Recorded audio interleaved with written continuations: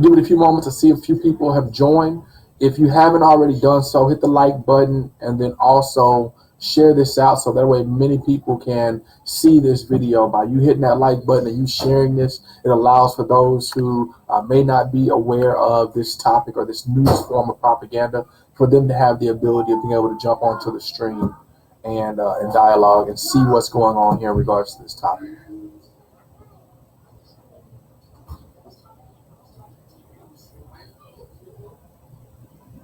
I've also dropped, so if you go into the comments, you'll check, and you can see there I've dropped the link to the StreamYard. If you'd like to come on and dialogue with me, this is an open dialogue, open forum about what we call critical race theory. You're more than welcome to jump on.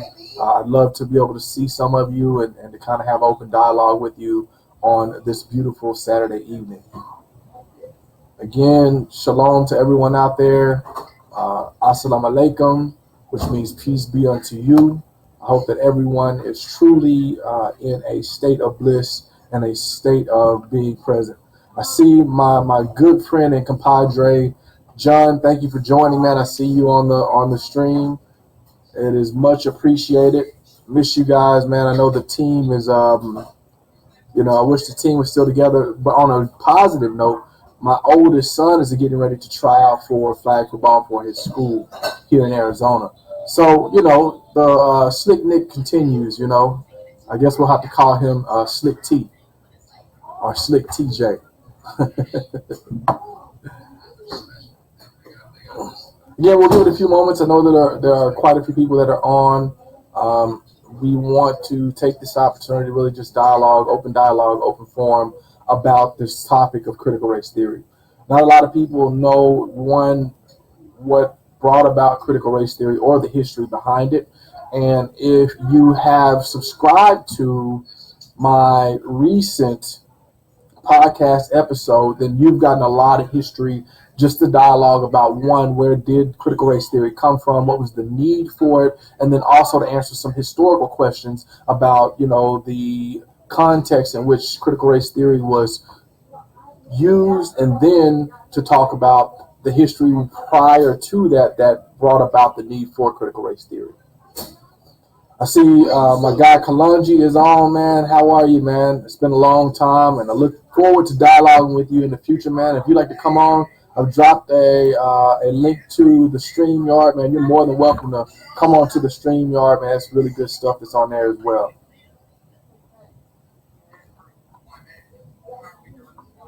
So I'll post the link there to the StreamYard. Just click on the link. I'll bring anybody who wants to come in and dialogue, about this topic. I'll bring you in.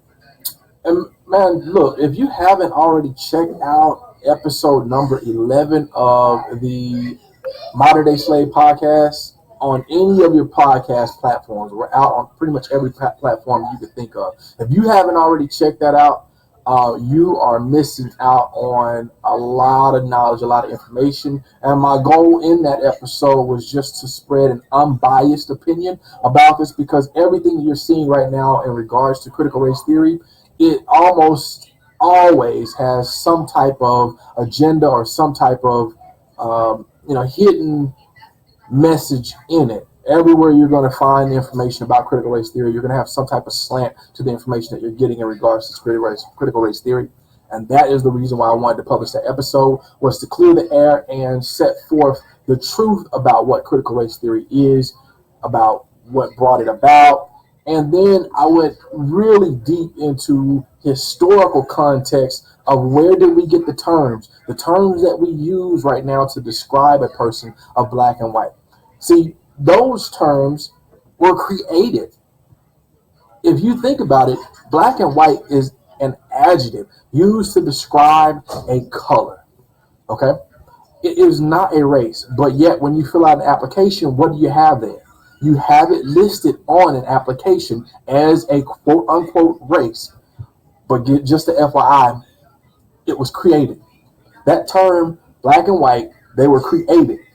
So I have, after doing this research, decided to change my thought process in regards to using those terms. So when it comes to describing people, I do not any longer describe them as quote unquote or so-called black or so-called white. From this point forward, my goal is to use the terms as the nationality, which is what was used prior to the invention or the creation of those terms that have now been used to describe one's race. So, again, this is open dialogue. For those that would love to come on and dialogue with me, man, look, the link to the StreamYard is in the comment section. I'll post it again for everyone. So if you want to come on and dialogue about this, I would love to have you on. So the comment is posted there so you can see it. If you want to dialogue, you're more than welcome to come on and dialogue about this. But this is an important topic because not a lot of people know that those terms, the terms we use today to divide us of black and white, were created. They were created as a way to bridge the gap between the wealthy elite land-owning European males of the time and the poor European males. A lot of people don't know that, but that's a fact. Go look it up. If you don't, you don't take my words for it. Go look it up for yourself. That's what the whole purpose of the Modern Day Slave podcast is to wake you up mentally. And that's the goal. Like I said, this is open dialogue, so I would love to, again, drop some comments in there. And first off, like and share this video so that this may be of help to someone that needs to hear this information about what critical race theory is. As mentioned, the StreamYard link is there. I welcome anybody to come on and to talk about it. You're more than welcome to dialogue about this as well. Let me see who else we have on here. Malik, I see you as well. Hope all is well with you, sir. Thank you for liking the video. I really appreciate that. And so let's jump into it. Let's talk a little bit about this thing called critical race theory. Now, first off, when you talk about critical race theory, you've seen it being used in the media quite a bit here recently. You can look at almost every news station and see how this tool has been used as the latest form of propaganda. Well, a lot of people may not know what that term propaganda means. It's important as well to look up that term because propaganda is the selective targeting of a certain message to be able to get that message out to certain people. See, that's what they've used critical race theory for here recently. You've seen it used to describe a lot of the social justice movements that are taking place right now within the world. You've seen it used to describe those on the quote unquote, and again, this is another title, another label that I don't like using labels, but this is what people are saying, the quote unquote left. This is what they are tagging them, so-called left. This is what they're tagging them as. They're tagging them, oh, it's critical race theory. I've even received some emails recently from this course that I signed up to about, just the Constitution. There's this school, and the owner of the school, they're actually a nonprofit, And the owner of the school sends out emails pretty periodically about, just constitutional things and stuff like that, right? And so the goal of the school is to teach people and educate them about the Constitution. Well, they have started sending out, again, emails. Matter of fact, let me pull up one, and I'll read you a little bit of what their tagline is from the email. But this is, again, it's good information because a lot of people don't know what this is. So here's the title of it. I'll give you this, right? Critical Race Theory in Your State is the title of it. And this comes from a guy. He says, "Good evening. As I predicted last year," and again, I want you to listen to the language here. And this is a quote, "The far left forces that have come to power in Washington are pushing harder than ever in 2021 to achieve their divisive goals." Now, that sentence alone, if I unpack that sentence, that, again, this is the person who is the head of this particular college that teaches about constitutions and things of that nature, right? If I just take that sentence itself, I want you to read the oxymoron that's directly in the first sentence of the letter itself. He says, "As I predicted last year, the far left forces that have come to power in Washington are pushing harder than ever in 2021 to achieve their divisive goals." Now, if you're using a term that divides people in your opening statement, but then you're saying that someone else is achieving their divisive goals, quote, what are you doing? That is called clear hypocrisy. As the scripture says, examine the log in your eye before you examine the speck in someone else's eye. And so in that particular sentence, you can notice what the goal of what his message is already. And that's the same thing you've seen the media use critical race theory as. And see, here's the goal. If you go and listen to episode number 11, again, this is a plug for the Modern Day Slave podcast. If you go listen to episode number 11, which is around critical race theory, you will find a lot of the research that I've done, and you will find the conclusion of that episode. And here's one of the things that as I did the research and I dived in to try and understand why is this term being used so heavily, one of the conclusions that I was able to come up with based on all the research that I put into that episode is this fact. This is a fact. Those who are in the media who use this term quite frequently are using it for this purpose. They're using it as a method to be able to loop in a lot of the social justice movements that are plaguing the nation right now. And here's the goal. The goal is this. If I can loop all of these different things that are taking place right now, if I can loop all of these social issues, which we truly have a lot of issues right now. We do. One could argue that we are more divided than we have been in years. More divided since times before we lived on this planet. If you look at how they're using it in a way to be able to loop all of those different things that are social issues. For example, the disparities that are taking place within criminal justice system, the disparities in wealth and all those different things. We're using those to divide us farther and farther apart. Well, as mentioned in the episode number 11, the terms white was created to be able to bridge a gap that was taking place. Some of you may have from history class heard of Bacon's Rebellion. Daniel Bacon rebelled against what was taking place here within the colonies of these quote-unquote United States of America. This is from the early days. If you go back to 1680s, 1670s, 1660s, this was from those time periods. See, at that time period, here's another fact that you may not know. During that time frame, during that time period in history, those who were quote-unquote slaves and indentured servants at the time had the same opportunities prior to the term white being created, the term that's used to divide or loop in this group, right? But when the Bacon's Rebellion came, this is when Nathaniel Bacon found a lot of different people who were under the same struggle at the time. These were people that were recently freed from their endurement of indentured servitude. Now, them being freed from that, They thought they were going to experience the same opportunities that the original settlers or the original colonizers were enjoying, of being able to, one, buy land, get more property, to be able to expand and to enjoy their rights of being able to then prosper. Well, they found that the king was favoring his buddies, the elite, and giving them more and more land, and minimizing opportunities that were had for those who were recently either completed their indentured servitude, or those that had bought themselves out of slavery. And this again, a lot of people don't know this fact, that before the creation of these terms, people could then buy themselves out of slavery.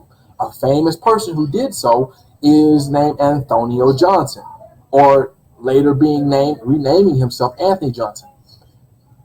Prior to, again, Bacon's Rebellion, there was an issue. The issue is that you had the upper elite, land-owning males or property-owning males, were pretty much taking up all of the land. They were pretty much squatting on the rights of those who were either freed or that had bought themselves out of freedom, or those that were recently had completed their indentured servitude. And they started to rebel. They started to say, hey, wait, this is not right. And so they had a year-long war, essentially, where they pretty much tore down a lot of different things and structures. And England eventually had to send over troops here to be able to restore order.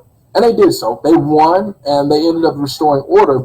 But the elite realized that there was a problem. Their brothers and sisters who had came over, who had freed themselves or completed their terms of endurement, were not going to sit back silently and allow for the elites to become the ruling class, just like it was back in England. What was the reason why the original settlers, the colonizers, came over to the United States? Freedom, liberty, justice. Again, these were some of the principles on which the nation was founded upon. So what they did is they created a term that could loop in the brothers and make them feel like they were a part of something, and give them certain privileges and advantages. And that's when they created the terms that we use today to describe one's race. And that's why I said this is one of the reasons why I don't use those terms, is because I understand that. And that's the same thing that's taking place today. If you look at critical race theory, the media, the people who are in the media, who control the message, who are controlling the propaganda, who are promoting these different things, they are using critical race theory in order to loop all of these social justice issues under one umbrella. So guess what you can do with it? Sweep it right on underneath the rug. See, that's what's taking place right now. But people are not even realizing that they're buying into it. There are a lot of people right now that think, oh, critical race theory is the new left thing, or critical race theory is the new social justice movement, or critical race theory is this and that, and they don't truly know the history. See, here's what critical race theory is. Critical race theory seeks to examine the existing laws and the power structure of our society. And it seeks to do so upon a race-based theme. So they're examining the laws that were established in this nation based on how they were created. What are their impacts to race in this nation? But see, they don't want you to examine that. That's what happens, is those who are in power want to maintain and keep said power.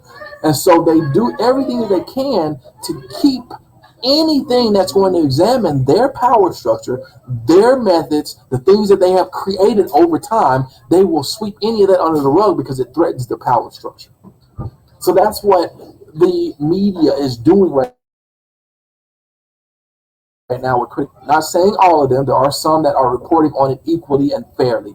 But majority of the media today that you see that are out there promoting these things, they are using it as the latest tool in order to try to sweep everything underneath the rug.